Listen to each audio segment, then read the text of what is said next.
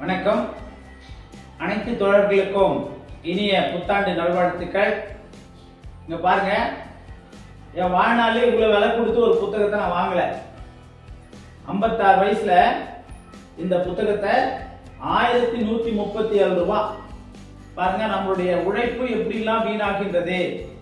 இவ்வளவு ரேட்ல நம்ம இவ்வளவு படிப்பு படிச்சிருக்கிறோம், இவ்வளவு ரேட்ல புக்கு வாங்குற வச்சுட்டாங்க இந்த கவர்மெண்ட் நம்மள.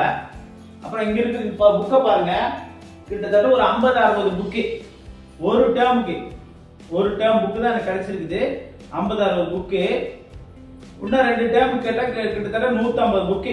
இவ்வளோ புக்கும் படிச்சு நம்ம 1ல இருந்து 5வது வரைக்கும் பாடம் நடத்த போறோமா இல்ல கலெக்டர் ஆக போறோமான்னு தெரியல.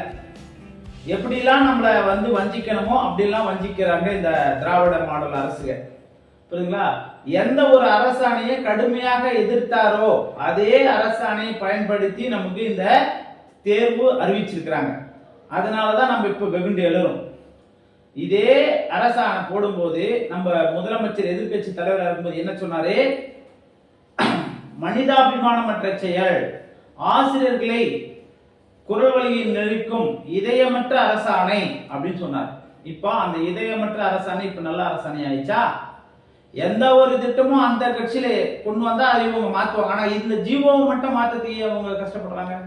கல்வி அமைச்சரை எப்ப கேட்டாலும் முதல்வர் கவனத்துக்கு கொண்டு செல்லப்படும், முதல்வர் கவனத்துக்கு கொண்டு செல்லப்படும். 3 வருஷமா முதல்வர் கவனத்துக்கு கொண்டு செல்கிறாரு.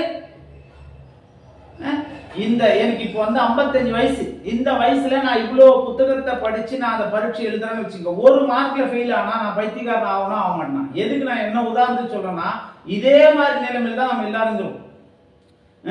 ஒரு குடும்ப சூழ்நிலை, இவ்வளவு புத்தகத்தை உட்காந்து படிக்கணும். கிட்டத்தட்ட ஒரு 15-20 நாளா ஆன்லைன் கிளாஸ் டெய்லி உட்காந்து படிச்சுட்டு இருக்கிறேன். கிட்டத்தட்ட என் உடம்பு ஒத்துழைக்கல. சுகர் பேஷண்ட், கிட்டத்தட்ட ஒரு 10 கிலோ வெயிட் குறைஞ்சிட்டேன். சுகர் இருந்தா தான் சித்தனை எழுத முடியும்.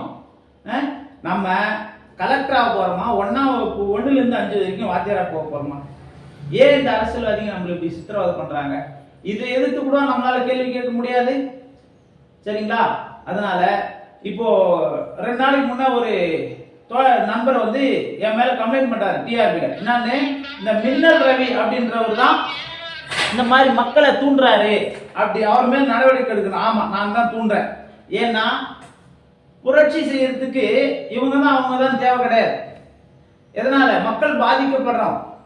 ஒரு அரசாணையினால நாங்க பாதிக்கப்படுறோம். நாங்க எந்த ஒரு தப்பும் செய்யல, தவறான அரசாணை போட்டதுனால நாங்க பாதிக்கிறோம்.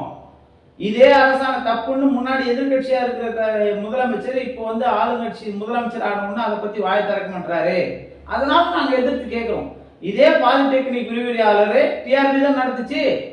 அதுல அந்த வேல்யூவேஷன் ஒரு தனியார் கம்ப்யூட்டர் நிறுவனம் கிட்ட கொடுத்து அந்த கம்ப்யூட்டர் நிறுவனம் அதுல பல்வேறு முறைகேடுகளை செஞ்சதாகவும் அது கோர்ட்டு கேஸ் ஆகி அந்த நியமனத்தையே தடுத்துட்டாங்க. அதே நிறுவனம் தான் 2013 நடந்த எக்ஸாமுக்கு இப்ப அந்த ஓஎம்ஆர் ஷீட்டை வேல்யூவேஷன் பண்ணாங்க. அது இதுல நடந்த முறைகேடு அதுலயே நடந்தது, கண்டிப்பா நடந்தது. அது நடக்கலன்னு டிஆர்பினால ப்ரூவ் பண்ண முடியுமா? அப்படி ப்ரூவ் பண்ணா என் மேல என்ன வழக்கினால போடணும். ப்ரூவ் பண்ண முடியலன்னா ப்ரூவ் பண்ணிட்டா. அப்படி ப்ரூவ் பண்ண முடியலன்னா என்ன பதில் சொல்லுங்க இந்த கவர்மெண்ட்? சரி, வாங்க நம்ம பிரச்சனைக்கு வருவோம். புரியுதுங்களா? இப்போ நமக்கு கொடுத்த அந்த அரை மார்க் கிரேஸ் மார்க் எந்த வகையில நமக்கு சாத்தியம், அதாவது ஒத்து வராது. அந்த 5 மார்க் 4 வருஷத்துக்கு ஒரு மார்க் கொடுக்கறதுனால, அரை மார்க் 10 வருஷத்துக்கு 5 மார்க் கொடுக்கறதுனால நமக்கு ஒண்ணு வேலை கிடைச்சிடாது. அதுவும் ஏமாத்து வேலை தான், அதுவும் கண்கட்டி வித்து தான்.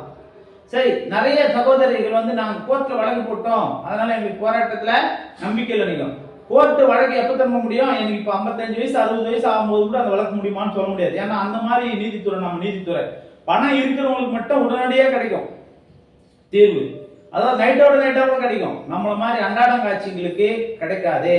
அதனாலதான் போராட்டத்தின் மீது நம்பிக்கை வைங்க. போராட்டம் என்னைக்குமே வீண் போனதா சரித்திரம் கிடையாது. எது வேணாலும் ஒரு வகையில நமக்கு கை கொடுக்கும்.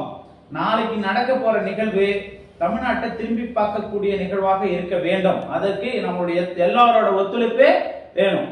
இந்த நேரத்தில் முதலமைச்சர்கிட்ட நான் ஒரே ஒரு கேள்வி கேட்கிறேன். அண்ணாவின் மீது ஆணையாக தமிழக மக்களுக்கு கொடுத்த அனைத்து வாக்குறுதிகளும் நிறைவேற்றப்படும் அப்படின்னு சொல்றாரு.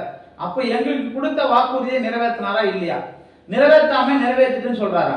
சரி, இப்ப தேர்தலுக்கு ஓட்டு கேட்க வரும்போது என்ன கேட்கிறாரு?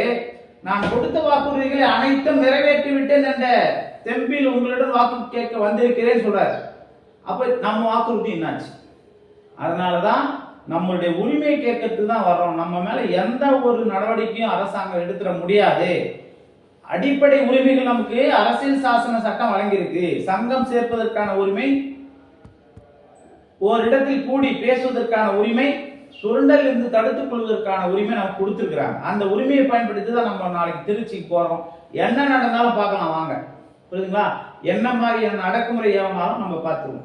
ஏன்னு கேளுங்க, சென்னையில நம்மளுக்கு போராட்டம் பண்றதுக்கு கூட ஒரு அனுமதி தர மாட்டாங்க. 2 முறையா அனுமதி கொடுக்குறேன்னு சொல்லிட்டு கடைசி நேரத்தில் நாளைக்கு போராட்டம்னா இன்னைக்கு 8 மணிக்கு 10 மணிக்கு போராட்டம் ரத்துன்றாங்க. அப்போ ஒரு ஜனநாயக நாட்டில் இவர் சமூக நீதி இதுவா சமூக நீதி?